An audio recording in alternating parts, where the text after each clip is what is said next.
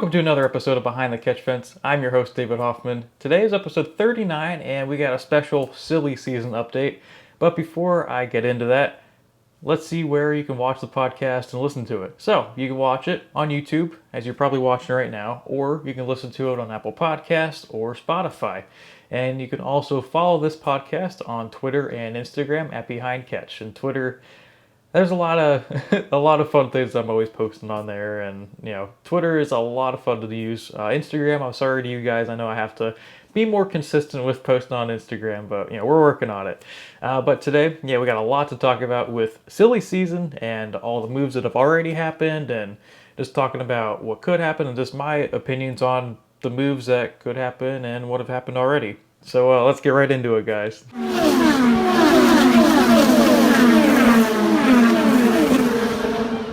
Now, it was officially announced yesterday that Jack Harvey would be driving the number 45 Hy-V Honda for Rahal Letterman Lanigan Racing. This is yesterday, and my graphics, as you'll see later on, they say the number 45 car roulette, which actually is the number 30 roulette, because Rahal Letterman, they decided to basically mess with all our heads, and we all thought, oh yeah, he's gonna go to the 30 naturally, and the 45 car, since everyone is kind of doing their little like routine, like their little what's the word, oh gosh, they're doing like their little like lineup per se of Askew, Ferrucci, Lundgaard, and we all thought, oh yeah, the 45, that's gonna be it's gonna be one of those three, but actually Jack Harvey is the driver for that. And I was on the press conference Zoom yesterday with Harvey and Bobby Rahal, the team owner. I think it's a great fit, first off. I love the fact that, for Harvey, he's worked so hard the past couple years. You go from part-time, I know back in 2017, he was with Andretti Autosport just for the Indy 500, and that turned into part-time with Meyer Shank Racing 2018 and 2019, and in 2020, I believe, doing a full season, and also 2021. And for him, it's just they've been so consistent, and I think having Harvey be able to finally have a great like outlet to be able to have like a top team that they're going to produce every week, and they're their own like full team at Rahal Letterman Lanigan Racing. They don't have that technical alliance with anyone, with like an Andretti or something like that, which is what Meyer Shank Racing had. And I think overall for Harvey, it's just going to be a great way to bounce off information from guys like Graham Rahal, and obviously no slight to Elio Castroneves at all, because that was a great to bounce off like from him last year. So I think overall it's going to be a great thing for Harvey, and he's only scratching the surface for what he can do in his career. And what's one of the top things he mentioned in the press conference yesterday is just the fact that he's so hungry to be able to finally have like an opportunity to win every single race for the most part. And I think he's only going to make Rahal stronger in the long run as well. And I think those two, they're going to push each other. And what Bobby Rahal said yesterday is, you want to have a teammate that you're competitive with, that you can compete with and push each other. He's like, because if you don't have a teammate that's like competitive with you, you don't up your game as much. And Harvey and Rahal, they're going to be able to like have that competition, that friendly competition, that, all right, you got third yesterday, all right, I'm going to see if I can one up that, get second, that kind of thing. And I think for both of them, it's going to be a great just thing for them. And we'll get to the number 30 car here in a second as well, and see who their third teammate will end up being.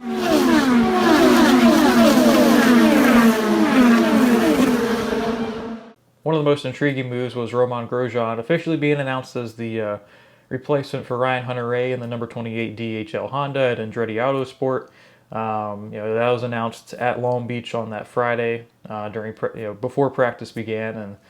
And for Grosjean, that's a huge move for a guy that was in Formula One and just such at the bottom, just with not a very good team with Haas F1, come over to Dale Coyne Racing with Rick Ware, and compete so well and really adapt to INDYCAR racing. And he's loved every second of it, and it's just so cool to see a guy just really feel rejuvenated after coming over from Formula One. And I know I said something about like how what is Grosjean's, what should we expect from him? And I feel like this I feel like he'll be a top 10 driver overall. But I think people have to remember that Andretti Autosport, they have their fair share of issues that they still need to work out and just get the kinks out of it.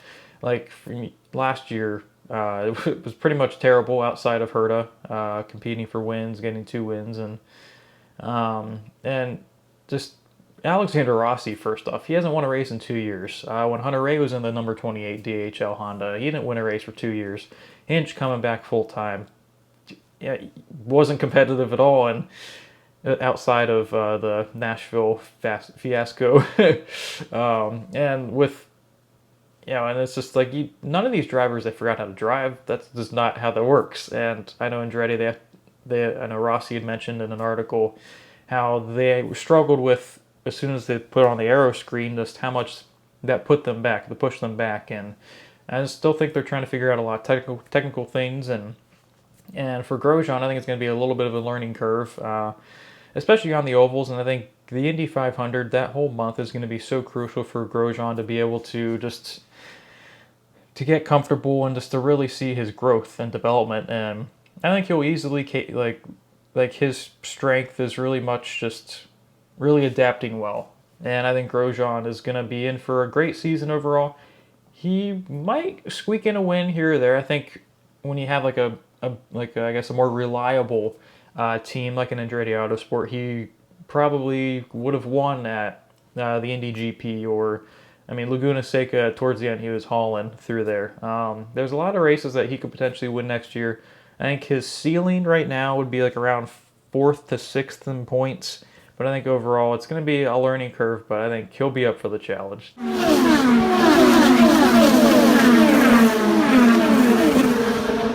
Pagano in neon pink. I mean, that's a bit of a steep learning curve per se, from that good old neon yellow Menards car, which I'm really disappointed we're not going to be able to really see too much.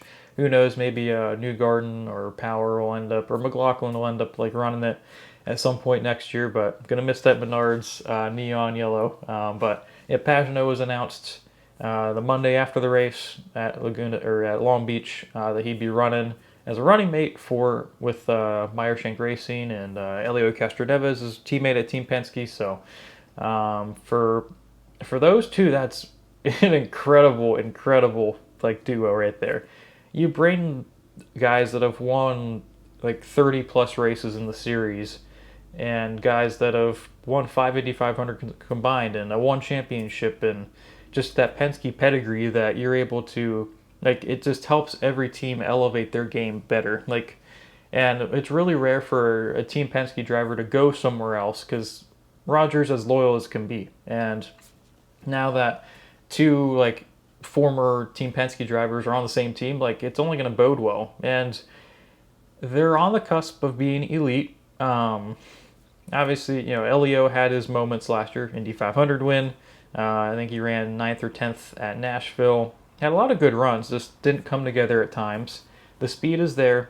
The Andretti Autosport Alliance, that'll continue to help, but I just think that for both drivers, it's going to be a great refresher, and they really gel well. Now you saw it on out on the front stretch after Elio won his 4th.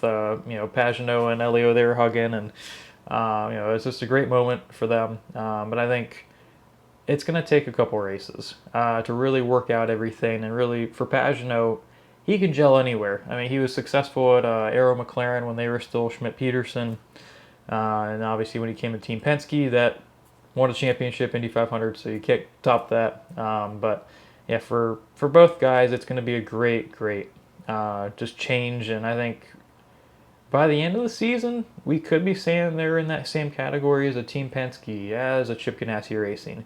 It all very much depends on how they gel, and just how they just go through the course of the season with a team that's not as highly funded as those other teams, and we'll really get to see just how good these drivers are in that scenario where they have to kind of carry the team in a way.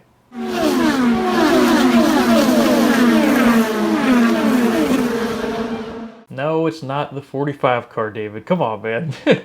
Sorry to my graphics person, which is literally me. But yes, it's the 30 car roulette. So you can only choose one. So basically, In the press conference yesterday, Bobby Rahal basically said that the 30 car will be announced by the end of October, so we'll know by then. And right now, it really sounds like it's going to be Christian Lundgaard, currently running F2 for Alpine Formula One.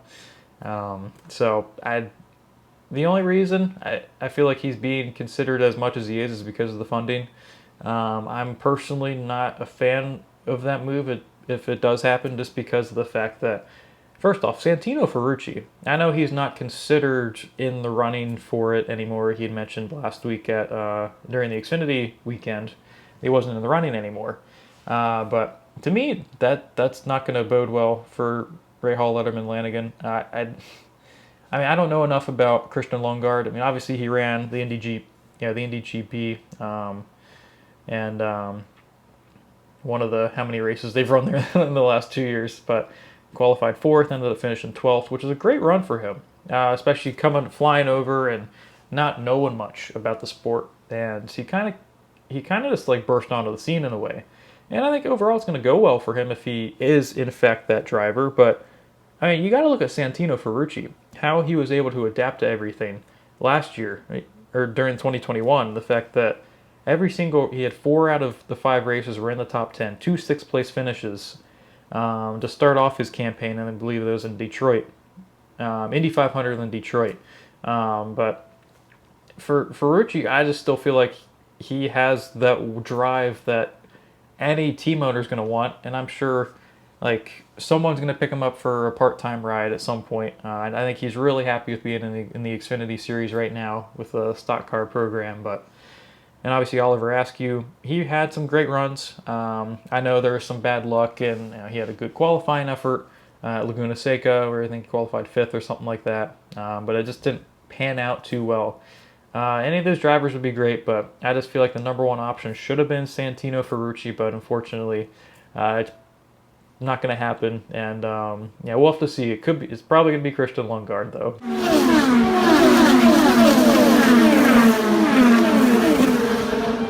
Yep, now the waiting game. As you see, the Air Force and Ed Carpenter Racing, they're kind of on hold right now. We don't know if Connor Daly's going to wind up being in the number 20 car next year, just because of the Air Force. They always wait until the end of the year, so November, December is when we'll probably find out Daly's fate, unfortunately. For Connor, the bad luck Connor, it's as real as can be. You just hate it because he has great qualifying efforts, and then something goes wrong, or vice versa. And then the thing is, like, he's making up all these spots, and you see when you're watching on TV, just he's always the biggest mover in the field because he's having to start back at 19th or 20th, and you end up getting up to 13th, which may not sound good finishing wise, but the fact that you gained 7 spots, like if let's say you start at 10th, you're finishing on the podium. And for Daly, it's just getting that consistency is key. And I know he mentioned when I talked to him at Laguna Seca just how the inter-team battles is just always just a big part of that. And he said, we're out qualifying our teammate, which is Rinus VeeKay, who had got a contract extension right before the end of the season. So VeeKay will be back in 2022 with Ed Carpenter Racing. As for Daly, if it's not Daly, which I know he had mentioned before, just how he feels like he's the only person that can really do a great job with, doing all like the PR stuff, just interacting with the fans with the Air Force, and I think it all came together really well, and I hope that it stays like this. But it sounds like Hunter Rae could potentially be in the number 20. We're not quite sure yet, but as the months go on, we'll probably hear a lot more. But as of right now, we'll have to wait until November, December for a decision on the Air Force and Connor Daly.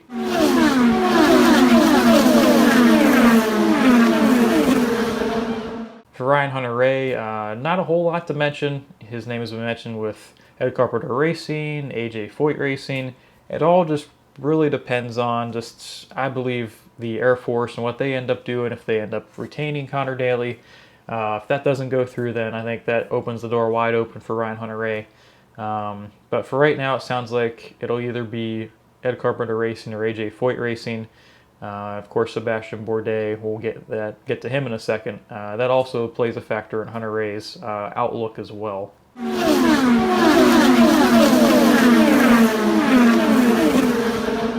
The mayor of Hinchtown, James Hinchcliffe, he has a plethora of options to say the least. Um, as for IndyCar specifically, I, his name could be with Dale Coyne Racing. I think the most realistic option for IndyCar would probably be with either Dale Coyne Racing with Rick Ware. That could be a good option for him, or he could do Carlin, which we'll talk about Carlin here in a second as well. There's also maybe the thought of him running a fifth entry with Andretti Autosport just for the Indy 500, the Indy GP, and then Toronto as well. I know. I thought it was interesting the other day when Grosjean and Johnson were doing their rookie tests. Hinch was on pit road, helping Grosjean out, just standing around the team with Andretti Autosport. So that could be me reading into something, but to nothing. But who knows? Hinch could go on that side of things, part-time, could be full-time, but it sounds like it's going to be something along those lines of like a part-time deal maybe. I know he's got a lot of things that he's putting together. And, for all we know, TV will probably be an option, whether that's the SRX. Also, I could see a realistic option where Hinch runs just the month of May in Toronto and then runs pretty much all the SRX races, because I'm sure, with him being in the booth as well, that helped out a lot, and he tested those cars as well, so that could be an option. But Marshall Pruitt, Racer Magazine, had mentioned that a full-time IMSA ride in a GT class would be has been talked about a lot, so that'll be interesting to see how that unfolds. But regardless, Hinch, he'll be somewhere doing something, no matter what, whether it's with his hands or his mouth. He'll be covered money-wise, at least, with either like an NBC IndyCar or SRX on CBS, something along those lines, or driving a race car 235 plus. So, who knows about Hinch, but I'm sure that'll get resolved here soon.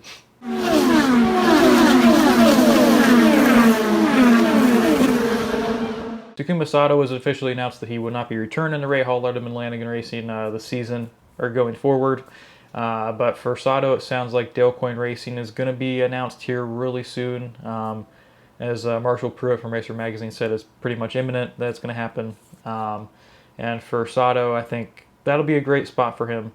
No matter where he goes, he's going to be competitive. He's going to get Dale Coyne Racing into a good spot to where they're competing for top 10s and competing for wins when it matters most, like the Indy 500. And I think this year could be Dale Coyne Racing's best season to potentially steal an Indy 500 win away. And for Sato, I think it'll be great. I think he's on the back end of his career.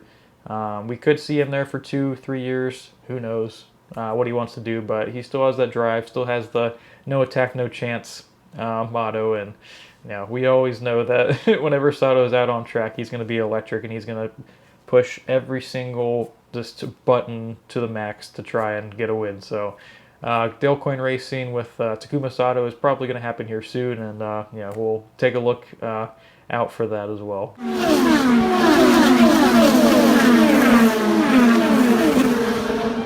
Sebastian Bourdais, he was announced that he'd be, well, not officially announced, but he'll be going to Chip Ganassi Racing full-time in the IMSA part in their DPI program. Bourdais is going to do electric things there, as he always does, no matter where he's at. And it sounds like it's all up to Larry Foyt, owner of AJ Foyt Racing, what he wants to do with Bourdais. Bourdais could be doing part-time. I've also heard that Tatiana Calderon, she had tested for AJ Foyt Racing a couple weeks ago. She could be an option to split that ride with Bourdais, so we'll have to wait and see about that. But for now, it sounds like at least Bourdais will have a full-time IMSA ride for the DPI program at Chip Ganassi Racing.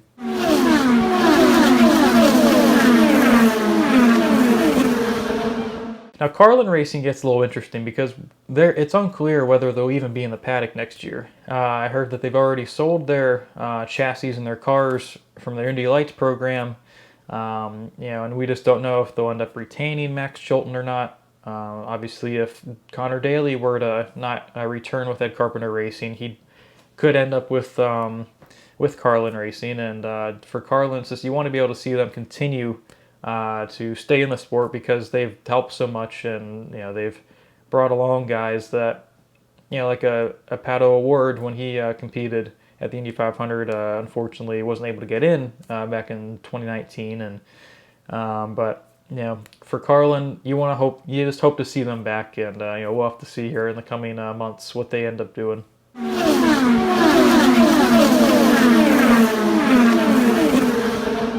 Now this is what I'm really excited about. Out of all these, so it was mentioned that from Racer Magazine's Marshall Pruitt, he said that Don Cusick and Stefan Wilson are working on a part-time / full-time ride potentially, whether that's aligning with another team or if that's starting their own thing. Because I know apparently it went really well at the Indy 500 this past year.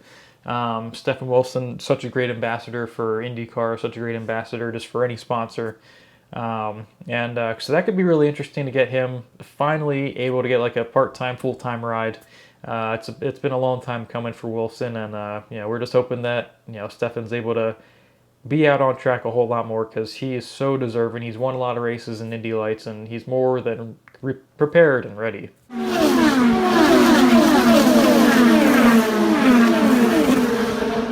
This is also pretty interesting. Dale Coyne Racing with Vassar Sullivan. Vassar Sullivan, there's been mentioned before that they could break off from Dale Coyne Racing and wind up starting their own team. That I know that could happen 2023 around that, but with all the news going around, it could wind up being even earlier. It just really depends on what drivers are available. Because I know for Dale Coyne Racing, there's an option with Indy Lights driver David Malukas. He's looking to get into IndyCar. He'll bring some funding from his father, and it sounds like that could be a potential option for Dale Coyne Racing, at least, to have a Malukas Dale Coyne Racing co-entry type of thing where his father's funding it, and then they could wind up having that kind of work out. So then David Malukas is running for Dale Coyne Racing, but for Vassar Sullivan, they could just wind up having their own team. It's just a lot of just gray areas where we kind of have to wait and see. And we'll give as much information as we can when it comes out.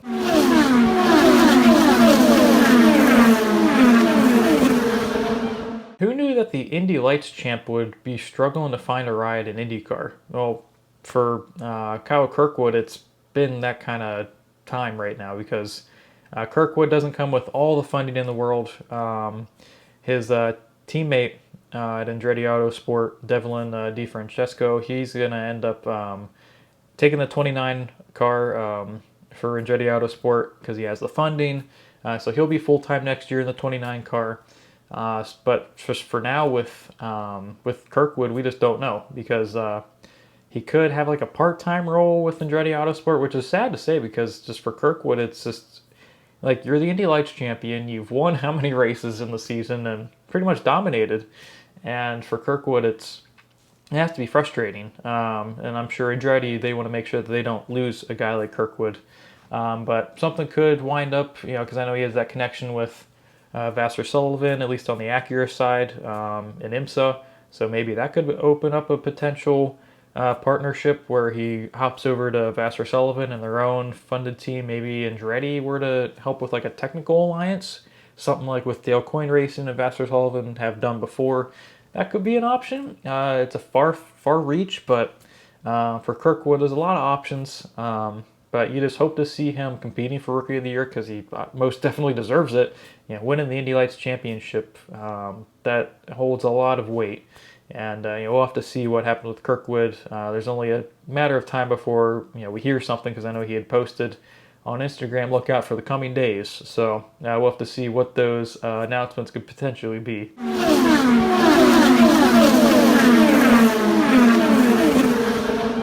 Now the final note, Uncoast Racing, they'll be competing full-time in the IndyCar Series this upcoming season with Callum Ilott as the full-time driver. We don't know a whole lot about Ilott. He drove the last 3 races. He ran the West Coast Swing for that team, and for him, I'm glad that they stuck with him going into next season because he has that familiarity with the team. His first time in INDYCAR, he's able to get 3 races under his belt, pretty much kind of like a test run for 3 races. And I like that Uncoast, they're going to stay with one guy and they're going to build around him. And it's such a family-oriented organization. And for Uncoast, it's going to be great to see what strides they make going forward. I know they're competing the past couple races, like around where Jimmy Johnson and those guys were competing. So it's a good measuring stick for a guy like Ilott, who's still learning a whole lot and really young. So for Uncoast, it's going to be a great opportunity for them to really build their program. And who knows, maybe by the end of the season, they'll be going elsewhere. By the end of 2022, maybe they'll go elsewhere with like a driver. But for now, it seems like Ilott is their guy, and they're going to build around him, and it's going to be great to see what he's capable of doing.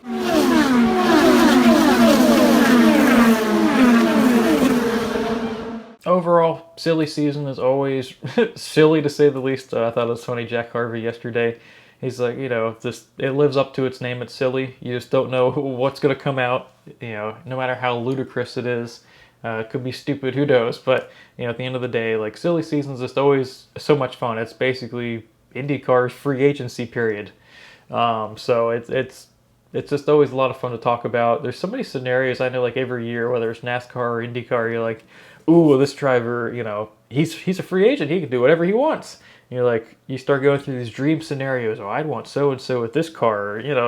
There's just so many scenarios. And just for IndyCar, it's been a lot more rampant recently. And it's cool that a guy like Grosjean has such a big move to go to Andretti Autosport because it attracts a whole lot more attention to the sport because you got a guy from Formula One and now he's going to a huge team. And no, I'm not going to talk about Andretti Autosport and the potential of going to Formula One. That's for a different day, and I have a lot of interesting thoughts on that. But yeah, silly season is always just a lot of fun, and I hope you guys have been enjoying this episode.